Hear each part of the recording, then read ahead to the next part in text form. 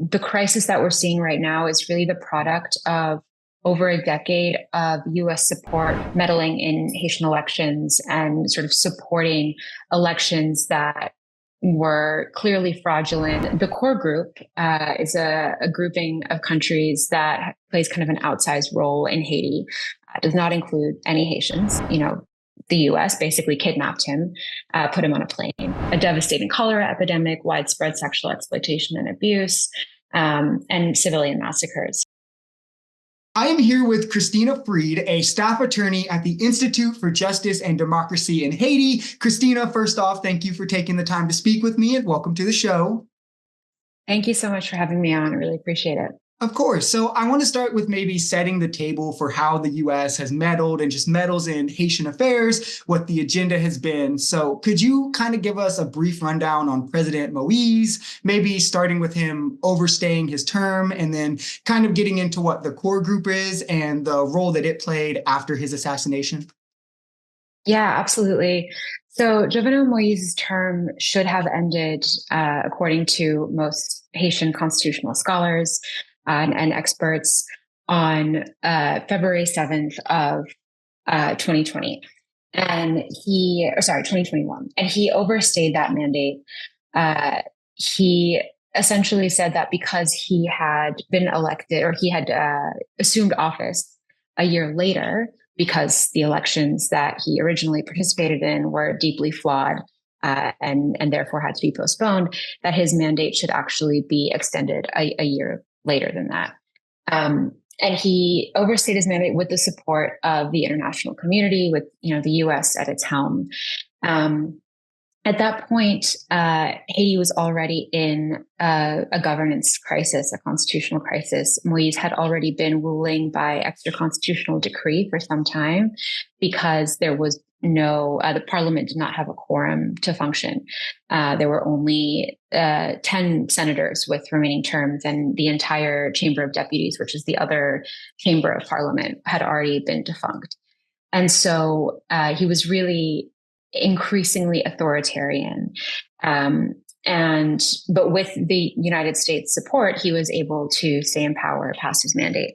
I think it's important to note that this is around the same time that Haitian civil society really began to mobilize to try to figure out a different, transitional government to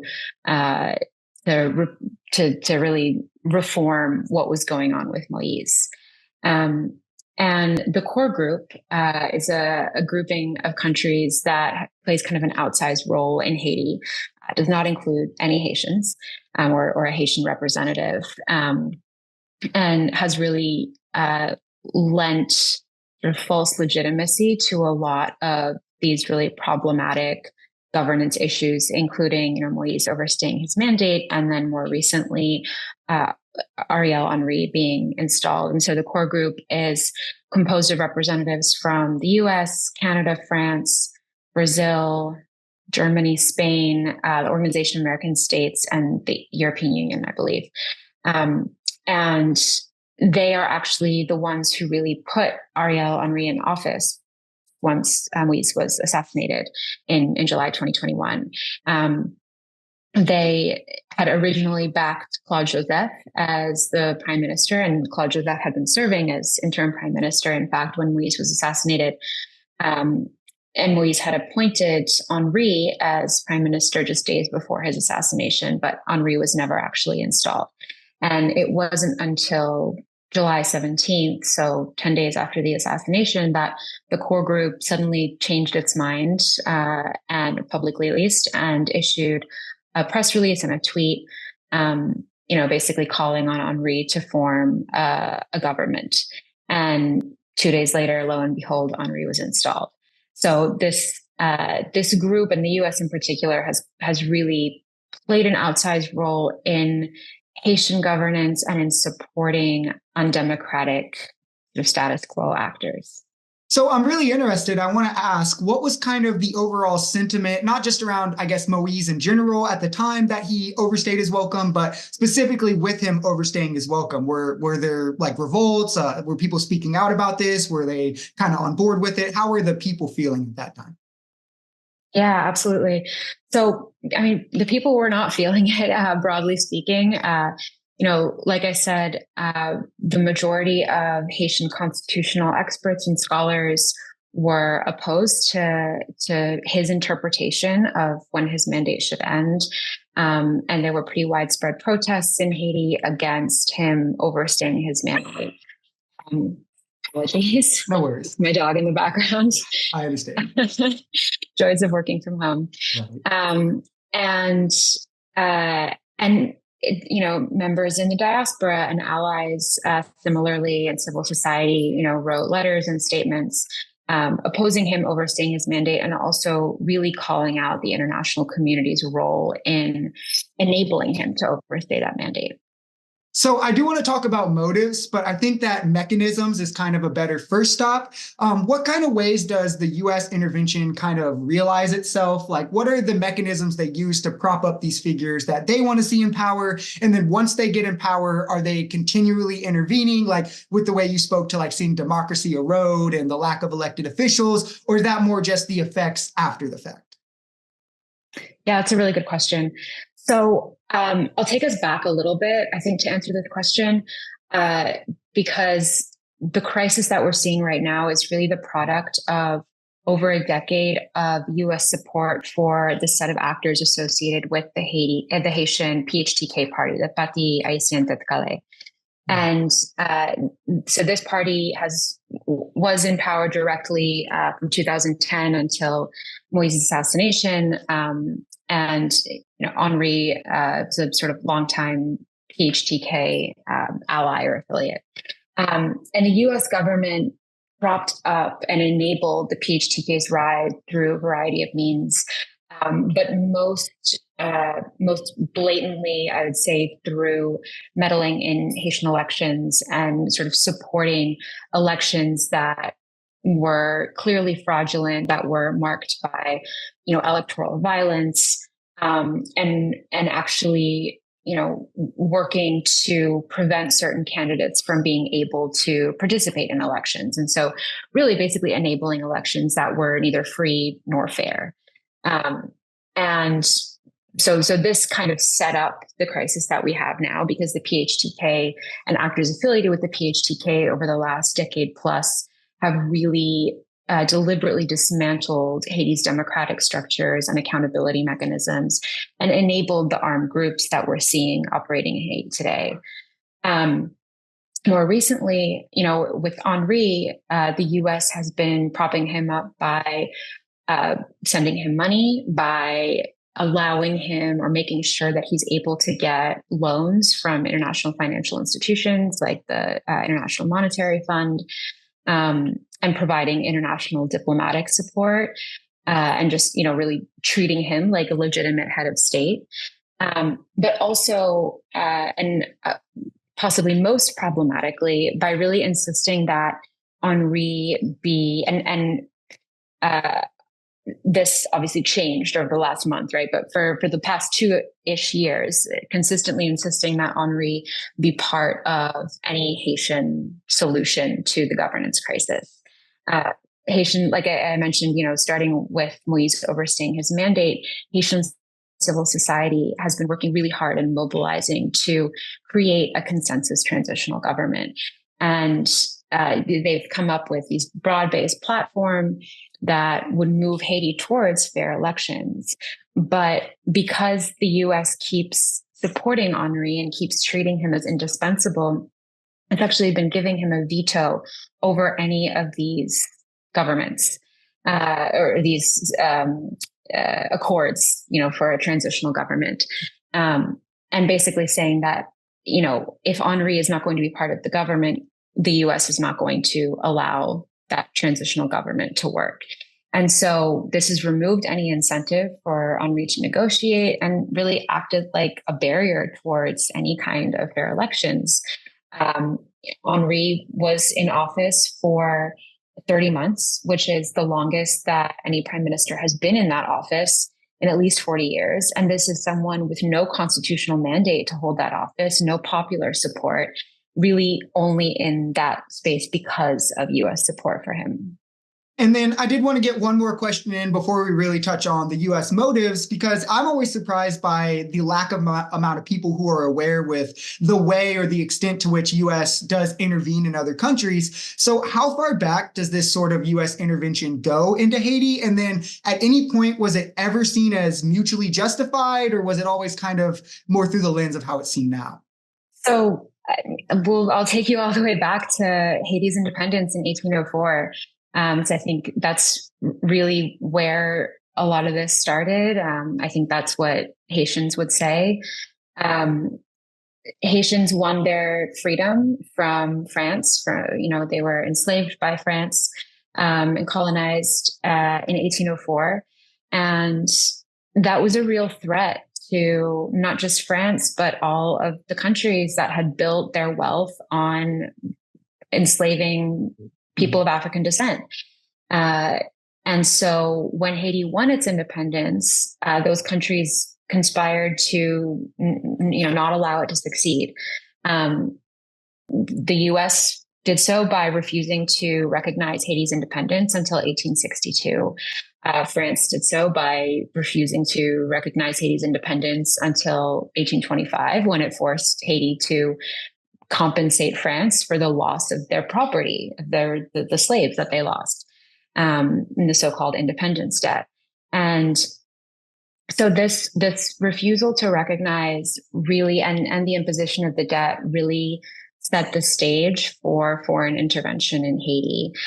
The debt made, Haiti was forced to borrow money from French banks and later US and German banks, forcing it into a cycle of entrenched debt and dependence on foreign aid, which then these countries were also able to further exploit.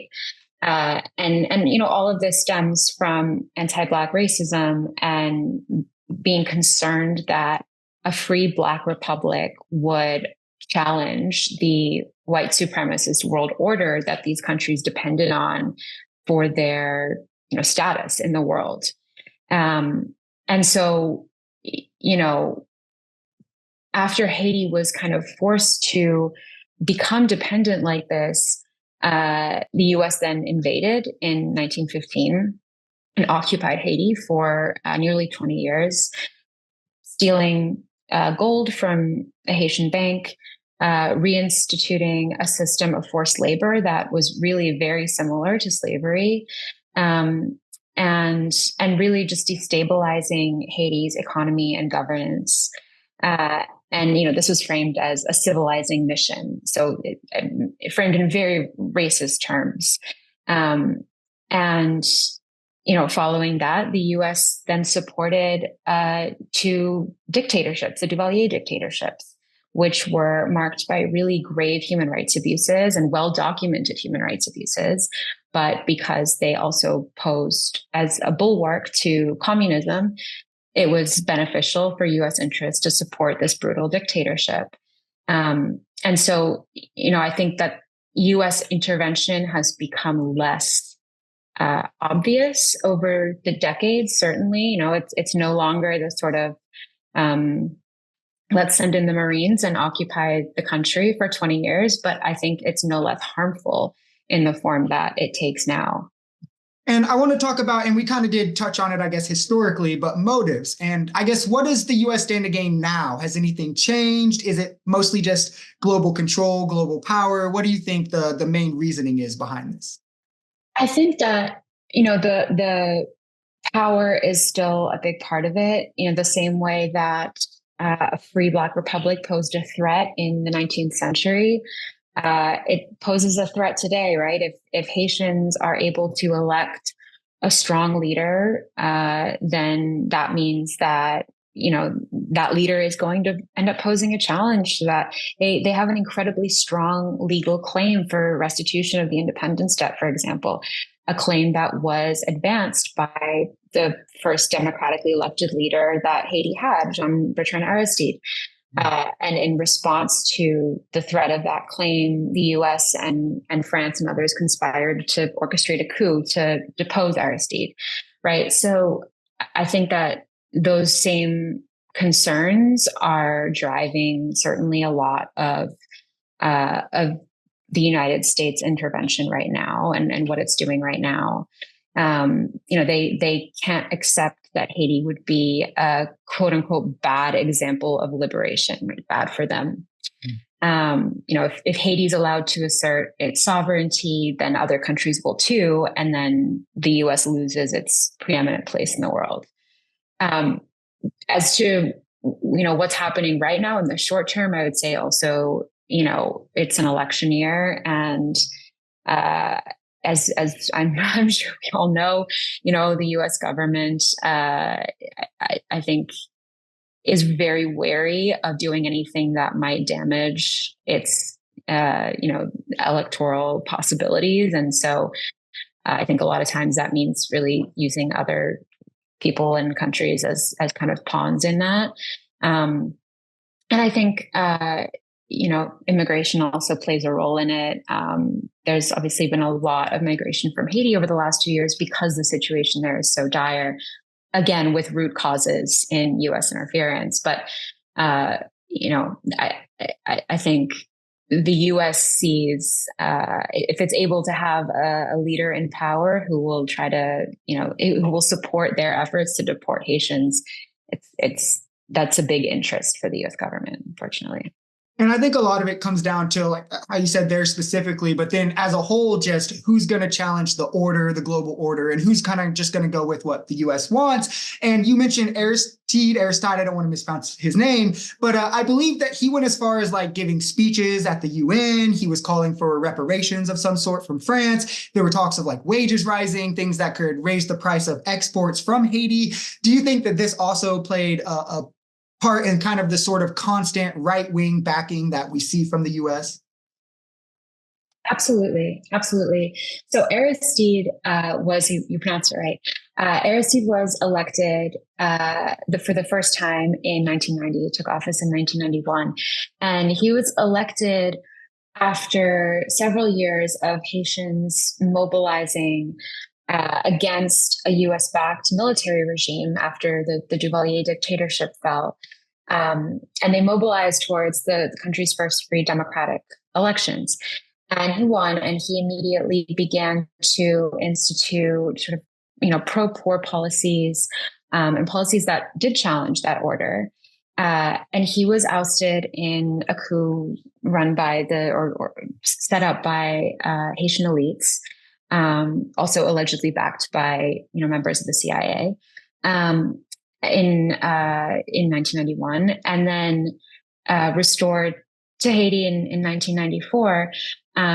But then he began to assert Haiti's restitution claim, and he was, he had a team of lawyers, and he got pretty far in it, far enough to really scare France. And they were concerned that this is a really strong claim for unjust enrichment and that it might actually go somewhere. And the French, I think, ambassador actually explicitly acknowledged that at some point. And so that, that was a big concern for them. And so I think that played a huge role in his ultimate ouster. And by the US basically kidnapped him, put him on a plane. And that set the stage for the following 2 decades of a series basically of US-backed regimes that are totally unwilling. They don't answer to the Haitian people. They answer to the US government, really. And so they're unwilling to assert Haitian sovereignty. They're unwilling to assert the restitution claim because they don't want to bite the hand that feeds them. Mm-hmm. Yeah. And then also, while we had the time, I did kind of want to jump back to the UN Security Council situation with Kenya. Now, I am on the outside kind of looking in with everything. So briefly, and then you can feel free to clarify and fix anything if I mess it up. But it seems there were somewhat protests against the Prime Minister Henry, who called for an international force of sorts to prop him up. And the US more or less has shopped around for an African army. They landed on Kenya after, I think, Canada, maybe a few other countries said this isn't a good idea. Kenya. We're not getting our hands dirty in this. And now it seems like it's really what the US is drilling in on making happen. Could you give us maybe a more official summary of where we're at now with this? Yeah, absolutely. I think that was a great summary. But yeah, so Henri requested this in October 2022. And, Haitian civil society has since the beginning been overwhelmingly saying that this is an illegal occupying force that would entrench the Henri government or, other undemocratic actors, that is unlikely or extremely unlikely to provide any kind of long-term solution to Haiti's insecurity crisis. And there's a very real concern that it would repeat the grave harms of past interventions, which include a devastating cholera epidemic, widespread sexual exploitation and abuse, and civilian massacres. And so, nevertheless, the U.S. continued to push this intervention forward. First, it asked Canada to lead, and Canada said no, because it was concerned that this is not, stability cannot be achieved by propping up a hated government. It asked CARICOM, the Caribbean community, to lead. They had the same concern, Brazil as well. So Kenya ultimately agreed to lead. Kenya has not had diplomatic relations with Haiti really until this happened. But they are, they don't have an interest in Haiti, but they have an interest in U.S. money. And the U.S. is willing to finance this, even if they're not sending their own officers or troops there. This was met with quite a bit of criticism in Kenya as well as in Haiti. So there was a lawsuit. A group of Kenyan constitutional lawyers challenged the proposed mission. And the Kenyan court actually blocked it in January. But the Kenyan president sort of immediately vowed to challenge that, and also then made an effort to put in place an agreement that he claimed would satisfy the court's concerns. So this is actually the agreement that Henri had traveled to Kenya to sign when he was prevented from returning to Haiti earlier this month. And the concerns that Haitians expressed at the beginning about this entrenching the government and it also being illegal are still concerns. They have not been addressed by anything that Henri has signed or anything that the Kenyan government has done. And Kenyans have since actually started pulling out and saying that they don't want to deploy because that they're concerned about security. This intervention is, like I said, unlikely to provide any kind of stability and really likely to cause more harm than good. But it also is simply insufficient to make a difference. Even if it were requested by a legitimate government in Haiti, the way that it's structured is really it can't make a difference. 1,000 officers who don't speak French or Haitian Creole, who also have a documented record of human rights abuses in Kenya, are not going to be any more able to address insecurity in Haiti than the Haitian National Police. So that's where we are right now with it. The U.S. is still really pushing it forward, including by agreeing to the mission kind of a prerequisite for political groups that are hoping to be involved in the transitional agreement. It's very much still a developing story, but that's where we are right now. And a lot of it to me kind of sounds like the US would think it would be easier to justify if it's brown faces they're sending rather than white faces or more Americans, any way you want to chalk it up. I do want to ask, what happens after all these hundreds of millions being promised, everything that they're guaranteeing to Kenya? If Kenya did end up pulling out, does the US keep shopping around? Like, what do you think would happen next? That's my best guess. You're absolutely right. The US is, I think, really unwilling to have the image of white Americans going into poor Haitian neighborhoods and shooting Black people.